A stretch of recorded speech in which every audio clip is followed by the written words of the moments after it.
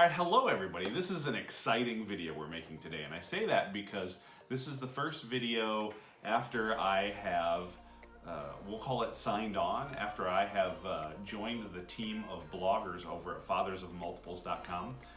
And they've asked me to write blogs occasionally, which is super cool. I'm very excited about that.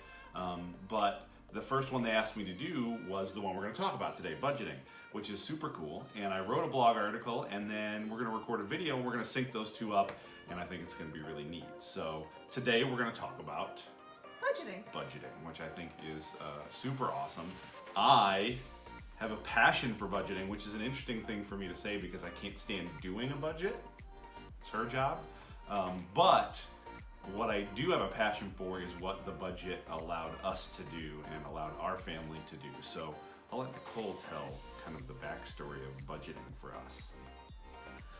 So long story short, 6 years ago, actually this weekend, my father passed away unexpectedly after having a massive stroke. And the silver lining, if there is one, is that he was a great financial planner.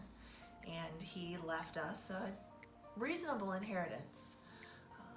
And it allowed us to do some really pretty fabulous things. But we realized fairly quickly that we were doing a disservice to his memory because we were blowing through the life insurance money specifically a lot faster than we probably should have and than he would have been happy with. And so I had been hearing a lot about Dave Ramsey and Financial Peace University, which was being offered at our church this almost a year later. And it was something that I just felt really, really strongly called that he would have wanted us to go through.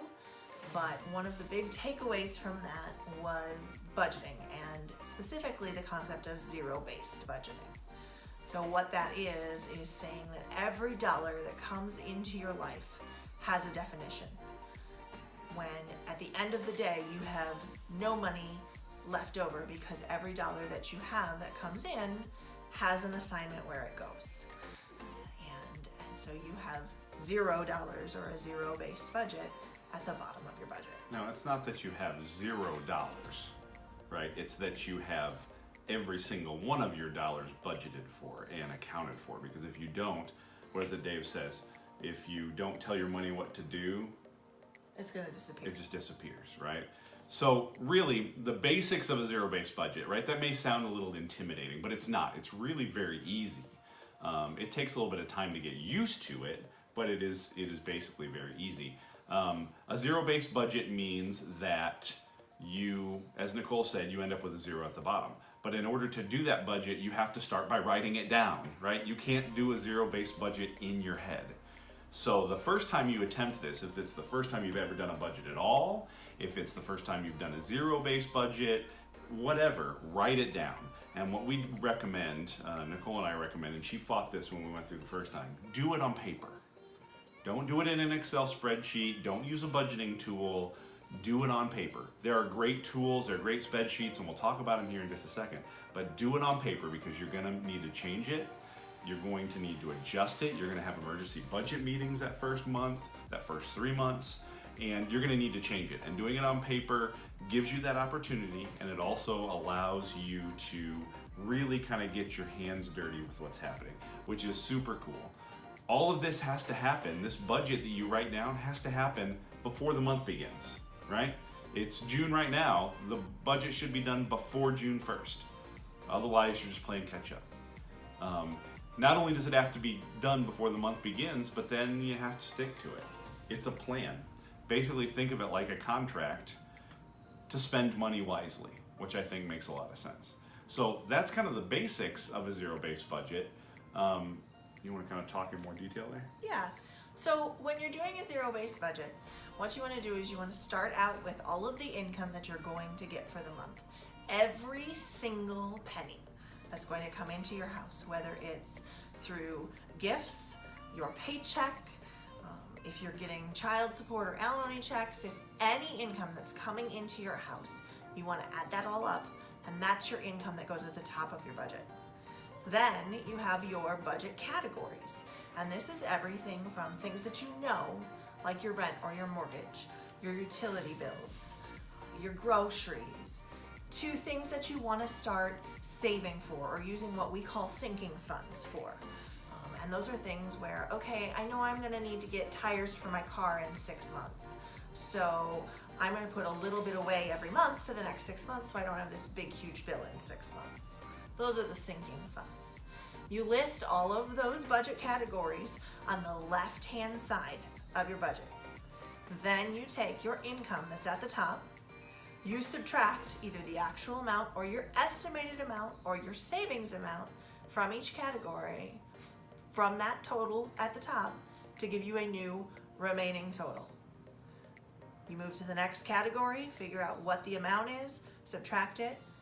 Now you have a remaining total. And you keep going till you get through all of your categories. And then what's at the bottom? Hopefully, at the bottom, Zero. you'll have a zero. Yeah. So we'll insert an example right here. So that should give you an idea of what we're talking about. Now, I want to pause for just a second and just touch on the fact that this is a video channel, a YouTube channel about being parents of twins, right? And the Fathers of Multiples blog post that I wrote is specifically directed at fathers who have twins or triplets or more, right? Oh my God, more. Okay. Yeah, it is. So there's a unique aspect to that. The reality is, we all know this, right? If you're parents of twins, or even if you're not parents of twins, kids cost money. And when you have more than one, it costs that much more. And it's probably not just double, right? Especially when you start talking about, you know, kids being born early, time in the NICU, all of the things that come along with twins or multiples, right? So the reality is, when you do this the first time, you're probably not going to get to a zero, right? That's the reality. Now, if you get to that bottom and there's money left, yeah, celebrate, because that's awesome. But you're not done yet. You have to go back and account for all of that money. Every single dollar has to have a name. There should be a zero. That's the goal, and that's a very good thing. So what are some sinking funds you haven't created yet, or should you add more, right? Is it time now to start thinking about Christmas? Do you have tires you need for the van, right? These are things that you can spend that extra money on. Or do you have debt that you could add an extra payment to? Exactly. We'll get into debt in another video. That's a whole nother topic, and it's one that I'm even more passionate about. But so again, if you have money left at the bottom of that budget, figure out where it goes, right? Give it a name. If that's savings, that's fine. That's an awesome thing to do with extra money, but you still have to account for it. So it has to have a name. Every dollar has a name. So much more common, and probably more common for twin parents, is you're going to get to the bottom and it's a negative number. We've done it. Don't panic. Yeah, clearly don't panic. Really, the coolest thing about doing a budget before the month begins is now you have a chance to change it. You have a chance to go back and say, all right, where are the things that maybe we're overspending? Are we spending too much on eating out? Are we doing some of these other things? This is where you can adjust your lifestyle a little bit, right? You know, if you're being a little extravagant in one place, maybe you sacrifice a little there so that you can meet your budget goals. So just go back through and make a change and keep iterating over it until it's a zero at the bottom. Zero at the bottom. And that's really the key. So the other thing that's super important once you've gone through this, and the way we do it is I build the budget and then we talk about it. And we sit down and we look at it together. And Adam has 2 rules for a budget meeting. Number 1, he has to show up. And number 2, he has to change something or ask about something. He has to play an active role in that conversation. But the underlying thing here is we talk about it. So many couples today, money is a huge barrier in their marriage or in their relationship. And they don't talk about it. They don't communicate about it. And if they do, it's just a fight about it. Mm-hmm. Having the budget sets those guardrails, sets that contract between you and your partner to say, this is how we're agreeing to spend our money this month. If you've done that ahead of time and you've talked through it and you've made changes together, there's nothing to fight about. That's right.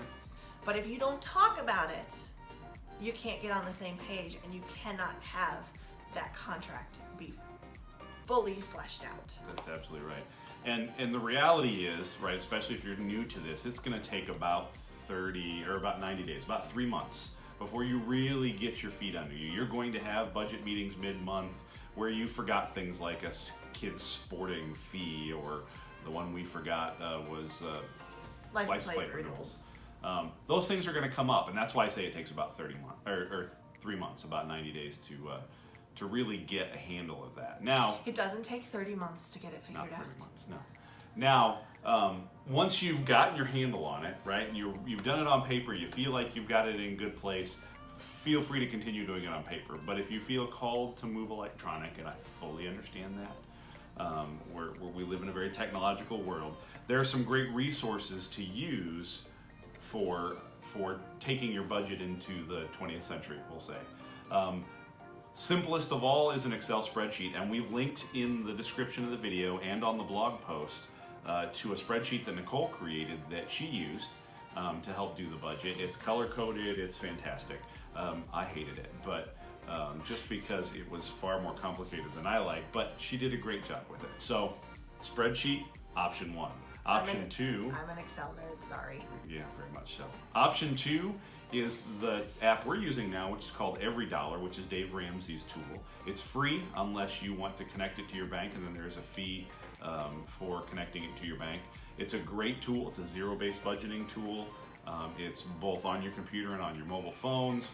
It's great. Nicole's now a convert. She loves it. I do. Other options for online tools. Mint does have some budgeting tools involved, and it does connect to your bank. It actually does so for free. I will warn you, however, that Mint will flood you with ads for things like credit cards and loans and debt, and we are not fans of debt. So that would be the only caution I would give you with Mint. The tools are great. Just be aware you're going to get those sales type messages your way. Another great tool that we've never used, but we're a member of a couple of Facebook groups around budgeting and the financial peace stuff, is called You Need a Budget, YNAB. It's youneedabudget.com. Lots of people rave about that particular tool. It's also a free tool, I believe. So go check those out. Pick one that you like. Again, the one we use is EveryDollar, but any of them will be fine. So once you've gotten off the paper, get to digital, check out one of those solutions. So you may be thinking, okay, I've got my budget. I got down to the bottom. I have a negative, or I can't really put as much in savings as I would like to, or I'd really like to be able to do something extra. How do I cut costs in my budget? And as parents of twins ourselves and 3 kids, and parents of multiples, that's always a critical thing to be able to do. So we do have a couple of suggestions for cutting things in your budget. Number 1 is to comparison shop. Don't always go to the same grocery store you've always gone to just because you've always been there. You will be amazed if you comparison shop different grocery stores in your area at the price differences. The second thing that we use a lot for non-perishable consumable goods is Amazon Subscribe and Save. So that's things like paper towels, bath soap, shampoo, deodorant, toilet paper, Kleenex. The way it works is this is a subscription, and you sign up for your subscription to get something once a month, once every other month, as infrequently as once every 6 months, and you get a discount on it. And we found that a lot of the things that we like name brand items for, that's the other big key, is it's name brand items, that if you can find them in the Subscribe and Save store, you can typically get them at a better than sale price from just about anywhere, including your big warehouse stores. And it's delivered to your door, right? Parents of multiples understand this idea of not having to go shopping with all of those kids in tow is awesome. So idea number 3, cut the cable. With streaming services that are available now, Netflix, Hulu, even HBO Go, and devices that you can use on your TVs and smart TVs that are out there, the need to have cable is less and less anymore. So idea number 4, shop garage sales. We're in the summer, we're in the high garage sale season. Kids' clothes, especially when they're little, are hardly worn before they outgrow them. Last, make sure you're taking advantage of your local library. Libraries offer great opportunities for entertainment things for free. Books, videos, sometimes video games, programming at your local library. Make sure you check it out and see what they have available. Absolutely. And a few more things, just when you're doing your budget, these kind of help you to be successful, right? Number one is you need an entertainment category in your budget. Even if your budget's tight, the reality is you're going to go out to McDonald's, you're going to go out to eat, you're going to see a movie occasionally, right? And as opposed to just blowing the budget and doing it, why don't you just go ahead and budget for it? And then you're much more likely to stick to it. Option number two is related to that. You need some fun money, some blow money for you and for your spouse, if you have one. You need that money, right? It's the same exact thing. You're going to spend that money. You're going to go out for a beer with your buddies after work, or you're going to eat out at lunch. You're going to do something that is not in the budget unless you have some extra money in your pocket. So it doesn't have to be a lot. Be careful with this one, but it is something you do need to do. And the third thing, and you've heard us mention this a couple of times, but the third thing that really helps you to get your budget under control is get out of debt. And I won't spend a lot of time talking about it, but when your entire income is devoted to the things you want it to be and you're not paying somebody else, that power is absolutely amazing. We've been out of debt for quite a while now, a number of years, and it is unbelievably awesome how much we can do with what we have. So those things will clearly help you out. I hope that this has been helpful to you. For us, having a budget on paper before the month begins and talking about it every month has made such a huge difference in our lives. It's changed our marriage. It's changed the way we communicate with each other. It's changed the way we live our lives. It's changed the way we can do things with our kids. And it's changed the way that we interact with people around us. Having control over our money instead of letting our money control us, probably the best thing we have ever done for our family. Absolutely, and having a budget and doing those things has reduced the level of stress and worry when it comes to having twins in the house. It really has. Money's not been an issue because we budgeted for it, we planned for it, and we've talked about it. So that's fantastic. Now, I want to take a quick second again to thank the Fathers of Multiples website, fathersofmultiples.com, and I'll link to the blog post again down in the comments below, so you can go check that out. It's a great site, whether you're a father of multiples or not. Even if you're a mother of multiples, go check it out. It's super cool. I'm very excited to get to work with them, and we've got some more blog posts planned coming up very soon. We are posting videos every week, at least one. That's our promise, one video. We're gonna shoot for two. I think we're gonna have two this week. So make sure to subscribe to the channel and like these videos and hit that notification bell, that icon under the video, so that you get notified when we post these videos. As well, you can follow us on social media. So we're on Facebook, we're on Twitter, we're on Instagram, mostly Nicole's on Instagram, and we try to post pretty regularly there. So please check it out. Check us out on those places. And as well, if you have any budgeting tips, right? If you guys have something that you do, something you help to do to save money or to anything budget related, put those in the comments below. We would love to see those. We think that's super cool. Go forth and budget, and happy Father's Day.